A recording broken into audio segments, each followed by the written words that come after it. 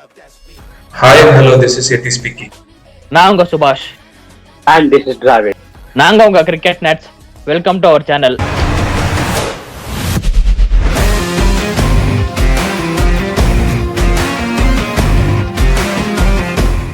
Hi guys, welcome back to cricket nuts. And super 8ல first time பார்த்தீங்கன்னா England semi-final qualify ஆயிருக்காங்க ஒரு வேற லெவல் பர்ஃபார்மன்ஸ் கொடுத்து. அதுக்கப்புறம் பார்த்தீங்கன்னா சவுத் ஆஃப்ரிக்கா இந்தியா மாதிரி ஒரு டீமை போய் பீட் பண்ணி பார்த்தீங்கன்னா அவங்களுமே பார்த்தீங்கன்னா செமிஃபைனலில் கால் எடுத்து வச்சிட்டாங்க. அண்ட் அதுக்கப்புறம் பார்த்தீங்கன்னா நியூசிலாந்து பார்த்தீங்கன்னா பாகிஸ்தான் மேட்சோட ரிசல்ட்டுக்காக வெயிட் பண்ணிட்டு இருக்காங்க. அண்ட் அதுக்கப்புறம் பார்த்தீங்கன்னா India versus West Indies match ஒரு மோஸ்ட் இம்பார்ட்டன்ட் மேட்ச்னே சொல்லலாம். என்னை பொறுத்த வரைக்கும் ஒரு குவார்டர் ஃபைனல் மேட்ச் மாதிரி அவங்க ரெண்டு பேருக்குமே. அண்ட் இங்கிலாந்து ஃபர்ஸ்ட் குவாலிஃபை ஆனதுனால நம்ம கார்த்திகிட்ட வந்து ஸ்டார்ட் பண்ணுவோம். அண்ட் கார்த்தி சொல்லுங்க, அந்த ஹாரி ப்ரூக்கோட நாக்கா இருக்கட்டும் அண்ட் வில் ஜாக்ஸ் பத்தி பேசி ஆகணும். இந்த டோர்னமெண்ட் ஃபுல்லாவே ஒரு வேற லெவல்ல பெர்ஃபார்மன்ஸ் கொடுத்துருக்காங்க. அவங்க ரெண்டு பேரும் பத்தி கொஞ்சம் சொல்லுங்க கார்த்தி. ஹாரி ப்ரூக் முன்னாடி பாத்தீங்கன்னா நான் வந்து வில் ஜாக்ஸ் பத்தி பேசினோம். He got 4 man of the match award இந்த சீரிஸ் இந்த டோர்னமெண்ட் பார்க்கும்போது. ஏன்னா அந்த நார்மல் லீக் மேட்ச்லும் சரி, இப்போ சூப்பர் 8லயும் சரி, அவர் தான் பில் ஆஃப் த டீம் இருக்காரு. அந்த எண்ட்ல பார்க்கும்போது அந்த கான்ட்ரிபியூஷன் 50 ரன்ஸ் பேட்டிங்ல சரி, அது ஈவன் 30 or 25 ரன்ஸ், அதுக்கு 5 ரன்ஸ் அண்ட் பவுலிங்ல தான் பொறுத்தவரைக்கும் இந்த டோர்னமெண்ட்ல பார்க்கும்போது Will Jacks one of the best all rounder performance நான் சொல்வேன். ஏன்னா பேட்டிங் சரி பவுலிங் எப்பப்போ தேவையா டீமுக்கு அப்பப்போ விக்கெட்ஸ் எடுத்திருக்காரு, எப்பப்போ தேவையா பேட்டிங்ல சரி ஃபீல்டிங்கும் சரி, அந்த ரன்ஸ் கான்ட்ரிபியூஷன் கொஞ்சம் மேக்ஸிமம் ஒரு 80% எனக்கு இங்கிலாந்து இந்த லெவல்ல இருக்கிற காரணம் வந்து வில் ஜாக்ஸ் தான் சொல்லுவேன் மேக்ஸிமம் எனக்கு பொறுத்த வரைக்கும். அதே மாதிரி ஹாரி ப்ரூக் பார்க்கும்போது நம்பர் 5ல தான் ஆடிட்டு இருந்தாரு லீக்ஸ்ல எல்லாமே. ஆல்மோஸ்ட் 4 மேட்சஸ் அந்த சூப்பர் 8ல ஃபர்ஸ்ட் மேட்ச் கூட. தென் அப்ப அவர் டிரான்ஸ்ஃபார்மேஷன் நம்பர் 3 தான் வந்து ஒரு 100 match winning knock against Pakistan ஒரு ஹியூஜ் பொட்டன்ஷியல் காமிச்சாரு. ஆனா நம்பர் 3ல வந்து அவங்க இங்கிலாந்து பார்க்கும்போது ஸ்ட்ரகிளிங் டு அவங்க ரன்ஸ் அடிக்கவே ஸ்ட்ரகிளிங் பண்ற 0-1 அந்த மாதிரி ஆடிட்டு இருக்காங்க.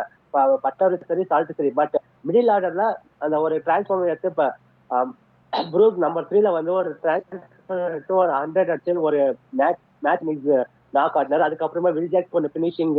ஸோ தே காட் 3 வின் பண்ணி இப்போ செமிஃபைனல் கான்டெஸ்ட் வின் பண்ண இங்கிலாந்து. கண்டிப்பா. ஆனா அதுக்கப்புறம் ஹாரி ப்ரூக் பாத்தீங்கன்னா அந்த நம்பர் 3ல வந்து அவரோட ஃபீட்டை பாத்தீங்கன்னா வேற லெவலில் யூஸ் பண்ணி ஆடினாரு.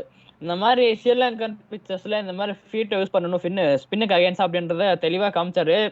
ஒரு வேற லெவல் ஹாரி ப்ரூக் கிட்ட இருந்து. அண்ட் அதுக்கப்புறம் பாத்தீங்கன்னா வெஸ்ட் இண்டீஸ் அந்த ஹிட்மரோட நாக்கு என்னை பொறுத்த வரைக்கும், அந்த ஜிம்பாப்வே என்னை பொறுத்த வரைக்கும் 2 மேட்சுமே டாஸை வின் பண்ணி அந்த கரெக்டான டிசிஷன் எடுக்கல. இந்தியாவுக்கு அகேன்ஸ்டா ஒரு பியூர் பேட்டிங் பேரடே பிச்சு என்னை பொறுத்த வரைக்கும் சென்னையில் அந்த கொடுத்த பிச்சு ஸ்டார்டிங்ல. பட் அவங்க பார்த்தீங்கன்னா ஃபர்ஸ்ட் பேட்டிங் ஆடாம ஃபர்ஸ்ட் பவுலிங் எடுத்து இந்தியாவுக்கு பார்த்தீங்கன்னா அந்த 240 ரன்ஸ் அடிக்க விட்டுருவாங்க. அண்ட் அதுக்கப்புறம் பார்த்தீங்கன்னா இங்கே Zimbabwe versus West Indies match, அதுலேயும் பார்த்தீங்கன்னா அவங்க வெஸ்ட் இண்டீஸை ஃபர்ஸ்ட் பேட்டிங் ஆட வச்சு அங்கேயும் பார்த்தீங்கன்னா அவங்க 250+ அடிச்சிருவாங்க வெஸ்ட் இண்டீஸ். பட் ஜிம்பாப்வே இது வரைக்கும் வந்து கொடுத்த ஃபைட்டு கொடுத்ததே ஒரு பெரிய விஷயம் ஜிம்பாப்வே டீம் பொறுத்த வரைக்கும். ஐ திங்க் ஜிம்பாப்வேல பேசணும்னா பெனட் என்ன நினைக்கிற கிஷோர்? ஒரு வேற லெவல் பர்ஃபார்மன்ஸ் கிஷோர் என்னை பொறுத்த வரைக்கும். பெனட் 277 ஆவரேஜ், ஒரே ஒரு மேட்ச் மட்டும் தான் அவுட் ஆயிருக்காரு இந்த டோர்னமெண்ட்லயே. என்ன நினைக்கிற ஒரு பர்ஃபார்மன்ஸ் பத்தி? பெனட் வந்துட்டு செமையான பேட்டிங் ஆடிட்டு இருக்காரு இந்த டோர்னமெண்ட்டை பொறுத்த வரைக்கும். என்னவா சூப்பரான பேட்டிங்கு. அவர் நல்ல ஒரு ஃபுட்வொர்க் யூஸ் பண்றாரு. நல்ல ஒரு அந்த கேம் அவேர்னஸ் சூப்பரா இருக்கு. அந்த பும்ராக்கு எகென்ஸ்ட் அந்த யார்கரை வந்து நீட்டா பவுல் ஸ்டம்ப்ஸ்க்கு விடாம நீட்டா தட்டி விடுவாரு. அந்த ஒரு சூப்பரான கேம் அவேர்னஸ் அவருக்கு நல்லாவே இருக்கு. அண்ட் பெனட் பாத்தீங்கன்னா எனக்கு பெனட்டை பார்த்த உடனே ஐ திங்க் என்னோட ப்ரீவியஸ் இயர்ஸ்ல பிரெண்டன் டெய்லர் ஞாபகம் வருது. 2011 2010 அந்த டைம்ல பிரெண்டன் டெய்லர் அடிச்சுக்கிட்டு இருப்பாரு. இதே மாதிரி தான் எல்லா டீம்ஸ் அகேன்ஸ்டா நம்ம இப்போ வந்து நம்ம பிரையன் பெனட்டை பார்த்தோம். ஸோ ஹோப் அந்த ஜிம்பாப்வே வந்துட்டு அந்த கேச்சஸ் எல்லாம் ரைட்டான டைம்ஸ்ல அந்த கேச்சஸ் எல்லாம் எடுத்திருந்தாங்க அப்படின்னாக்கா they would be on winning colours I think so. ஏன்னா அவங்க இந்தியா விசஸ் ஜிம்பாப்வேலையும் பார்த்தீங்கன்னா 2 கேட்ச் ட்ராப் பண்ணாங்க. இஷான் கிஷன் ஒன்று, சூரியகுமார் யாதவ் ஒன்று. ஸோ அந்த 2 கேட்ச் எடுத்திருந்தா ஐ திங்க் நியர்லி ஒரு 40 to 45 ரன்ஸ் சேவ் ஆயிருக்கும். அப்படின்ற போது அவங்க அடிச்சதே 186 வரைக்கும் அடிச்சிட்டாங்க. இன்னும் கொஞ்சம் அந்த ரன்ஸ் இல்லை அப்படின்னா ஸ்கோர் போர்ட் ப்ரெஷர் இருந்திருக்காரு, இன்னும் கொஞ்சம் ஜெயிச்சிருக்கலாமோ அப்படின்னு ஒரு ஃபீலிங் இருக்கு. அண்ட் வெஸ்ட் இண்டீஸ் மேட்ச்லுமே சரி, ஹெட்மேயரோட கேட்சை வந்து 2 டைம் டிராப் பண்ணாங்க. அந்த ஃபர்ஸ்ட் டைமே ஹெட்மேயர் கேட்சை வந்து பிடிச்சிருந்தா அவங்க வெஸ்ட் இண்டீஸ் மேட்சை டோட்டலா மாறி இருக்கும். அண்ட் இதுதாங்க அந்த பிரையன் பெனட்டை பத்தி ஜிம்பாப்வே பத்தி. அதுக்கப்புறம் ஸ்ரீலங்கா என்னை பொறுத்த வரைக்கும் அந்த இங்கிலாந்து ஃபர்ஸ்ட் மேட்ச் இங்கிலாந்து விசஸ் ஸ்ரீலங்கா அவங்களோட கிளாஸ்ல எனக்கு அந்த ஸ்ரீலங்கானோட பேட்டிங் அப்ரோச் எனக்கு சுத்தமா புரியவே இல்லை. ஸ்கோர் பாத்தீங்கன்னா 140 பிளஸ் தான் சேஸ் பண்ணணும். பட் அந்த மாதிரி ஒரு பேட்டிங் அப்ரோச் யாராச்சும் ஒருத்தவங்க நின்று ஆடிருக்கலாம். வந்தவங்க எல்லாருமே சுத்தி அவுட் ஆயிட்டாங்க. என்னை பொறுத்த வரைக்கும் விக்கெட் எடுத்தாங்கன்னு சொல்றத விட அவங்க விக்கெட் கொடுத்துட்டாங்கன்னு சொல்லலாம் அந்த மேட்ச் பொறுத்த வரைக்கும். ஏன்னா வந்தவங்க சுத்தி அவுட் ஆயிட்டாங்க அந்த மேட்ச். என்ன கருத்து நினைக்கிறேன் ஸ்ரீலங்கன் பேட்டிங் அப்ரோச் அந்த மேட்ச் பர்டிகுலரா? அன்னைக்கு பாத்தீங்கன்னா first super 8 match England Sri Lanka almost 147 தான் டார்கெட். அவங்க பார்த்து இங்க சொன்ன மாதிரி யாருமே அவங்க விக்கெட் இங்கிலாந்து ஸ்ரீலங்கா அவங்க விக்கெட்ஸ் அவங்களுக்கு யூஸ் பண்ண மாதிரி தான் தெரியும். விஷாக்கும் தெரியும் அந்த பிளிக் ஷாட் ஆடி அந்த லாங்கஸ்ட் பவுண்ட் அந்த இடத்துல கேட்ச். எனக்கு வேஸ்ட் விக்கெட்னா ரத்னநாயக்கா தான் தேவையில்லாம அந்த விஜய் ஆல்ரெடி ஒரு விக்கெட் எடுத்து நெக்ஸ்ட் பால் அப்படியே சுத்தி ஒரு கேட்ச். அதுக்கப்புறம் எல்லாருமே அவங்க ஆடி ஷார்ட்ஸ் ஆடி போய் தான் விக்கெட் எடுத்தாங்க என்னை பொறுத்த வரைக்கும். மேபி அந்த ஒரு கிளீன் ஸ்வீப் பண்ணிட்டு இங்கிலாந்து பொறுத்த வரைக்கும் அந்த ஃபர்ஸ்ட் சூப்பர் 8 மேட்ச் ஸ்ரீலங்கா அவ்வளோ விக்கெட் கொடுத்துருங்க. Out of the tournament almost போயிட்டாங்க வெளியில. இப்போ அவங்க ஹோம் கண்டிஷன்ஸ்லாம் அவங்களுக்கே இந்த மாதிரி வெளியே போறது ரொம்ப அப்செட்டா தான் இருக்கு ஸ்ரீலங்கா பொறுத்த வரைக்கும். கண்டிப்பா அந்த இந்தியா vs வெஸ்ட் இண்டீஸ் ஒரு குரூஷியல் மேட்ச் இருக்க போகுது. கிஷோர் அந்த மேட்ச் பத்தி என்ன நினைக்கிற Kishore? India vs West Indies வந்து உண்மையிலே ஹெவி வெயிட் கிளாஸ் தான். ஐ திங்க் லாஸ்ட் டோர்னமெண்ட் எனக்கு கடைசியா எப்போ India vs West Indies world cup ஆட்டாங்கன்னு தெரியல. என்னோட ரிமைண்டர் வந்துட்டு 2016 செமிஃபைனல்ஸ் தான் இருக்கு என்னோட ஞாபகத்துல. ஸோ ஈடன் கார்டன்ஸ்ல நடக்க போது ரெண்டு டீமுமே ஈடன் கார்டன்ஸ்ல T20 வேர்ல்ட் கப்ஸ்ல அன்டிஃபிட்டடா இருக்காங்க. அண்ட் ரெண்டு டீமுமே செம்ம ஃபார்ம்ல இருக்காங்க. அண்ட் இந்தியா பாத்தீங்கன்னாக்கா எனக்கு இந்தியா பொறுத்த வரைக்கும் இந்தியன் பேட்டிங் வந்து அவங்க வந்துட்டு பார்க்கணும். நின்று ஆடுறதுக்கு ஒரு கரெக்டான பிளேயர் இன்னும் அவங்க வந்துட்டு கரெக்டா அந்த இது பண்ணல. போன மேட்ச் ஓப்பனிங் கிளிக் ஆயிடுச்சு, அப்படியே கிளிக் பண்ணிட்டு வந்துட்டாங்க. ஓப்பனிங் ஃபெயில் ஆகிற பட்சத்துல மிடில் ஆர்டர் வந்து பிக்கப் ஆகலை இந்த டோர்னமெண்ட்ல. நம்ம த்ரூ அவுட் டோர்னமெண்ட் பார்த்துக்கிட்டு இருக்கோம். அது ஒன்று மட்டும் ஐ திங்க் கரெக்ட் பண்ணாங்கன்னா India will be on winning colours. And Samson was back in the side, Rinku was out, அதை எக்ஸ்பெக்ட் பண்ணல. அண்ட் திலக் வர்மாவோட நாக்கு 14 பால்ஸ் 13 பால்ஸோ 14 பால்ஸ் 44 ரன்ஸ் எக்ஸலண்டா இருந்துச்சு நம்பர் சிக்ஸ்ல வந்து. அண்ட் வெஸ்ட் இண்டீஸ்ன்னு பார்த்துக்கிட்டீங்கன்னு வச்சுக்கோங்களேன், பிளேயர் டு வாட்ச் அவுட் வந்து ஒன்னு ஷிம்ரான் ஹெட்மயர், ரெண்டாவது ரொமாரியோ ஷெப்பர்ட்.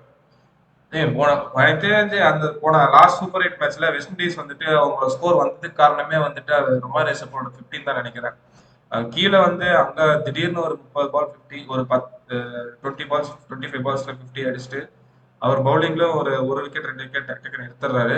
என்ன கேட்டா வந்துட்டு Romario Shepherd is contention for the best all rounder in this tournament. என்ன கேட்டா வில்ஜாக்ஸோட எனக்கு கேட்டா ரொமாரியோ ஷெப்பர்ட் வந்துட்டு நான் இன்னும் பெட்டரா சொல்லுவேன். இல்ல நான் இந்த பாயிண்ட் அக்ரியே பண்ண மாட்டேன். இந்த டோர்னமெண்ட் பொறுத்த வரைக்கும் வில்ஜாக்ஸ் தான் என்ன பொறுத்த வரைக்கும் மேன் ஆஃப் த டோர்னமெண்ட். இந்த டோர்னமெண்ட்ல T20 டோர்னமெண்ட்ல பொறுத்த வரைக்கும் நான் இந்த பாயிண்ட் அக்செப்டே பண்ண மாட்டேன். ஐ திங்க் வில்ஜாக்ஸ் தான் என்ன பொறுத்த வரைக்கும் இந்த டோர்னமெண்ட்ல ஒரு பெட்டர் பெர்ஃபார்மர். அண்ட் அதுக்கப்புறம் பாத்தீங்கன்னா ஸ்ரீலங்கா vs பாகிஸ்தான் மேட்ச்ல என்ன ஒரு நம்பர்ஸ்னா, ஸ்ரீலங்கா எந்த ஒரு டார்கெட் செட் பண்ணாலுமே அவங்க பாத்தீங்கன்னா ஒரு 12.1 ஆர் 12.3 ஓவர்ஸ்குள்ள சேஸ் பண்ணணும்னு நினைக்கிறேன் பாகிஸ்தான் டீம்.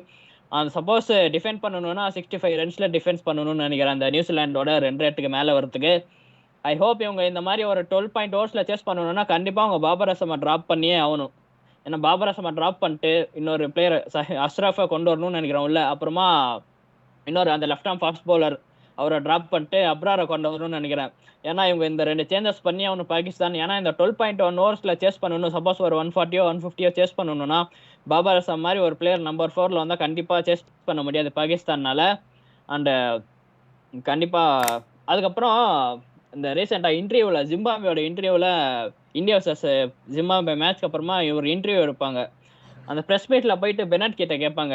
என்ன கேட்பாங்கன்னா பெனட் கிட்டே போயிட்டு, உங்க டீம் பிளேயர் பெனட் பாத்தீங்கன்னா ஒரு வேற லெவல்ல பர்ஃபார்மன்ஸ் கொடுத்தாரு. அவர் பாத்தீங்கன்னா 97 ரன்ஸ் அடிச்சாரு. ஆப்போசிட்ல இருக்கிற பிளேயர் அவருக்கு ஒரு சிங்கிள் எடுத்து கொடுத்திருந்தா அவர் 100 அடிச்சிருப்பாருல்ல அப்படின்னு போயிட்டு பெனட் கிட்டே பெனட் பத்தி கேக்குறாங்க. ஃபன்னி மூமெண்ட்னு சொல்லலாம் இன்டர்வியூல என்ன பொறுத்த வரைக்கும். ஏன்னா அவர் பாத்தீங்களா பெனட் யாருன்னே தெரியாம பெனட் கிட்டே போயிட்டு பெனட் பத்தி கேட்டுட்டு இருக்காரு. அது ஒரு funny incident. And hope India will win hope India will win the match and qualify into semi-finals comfortably. And அதுக்கப்புறம் அந்த இந்தியா vs ஜிம்பாப்வே மேட்ச்ல அந்த சிவம் துபேக்கு அந்த ஓவர்ஸ் கொடுக்காம அவர் பாத்தீங்கன்னா 2 overs 46 நினைக்கிறேன்.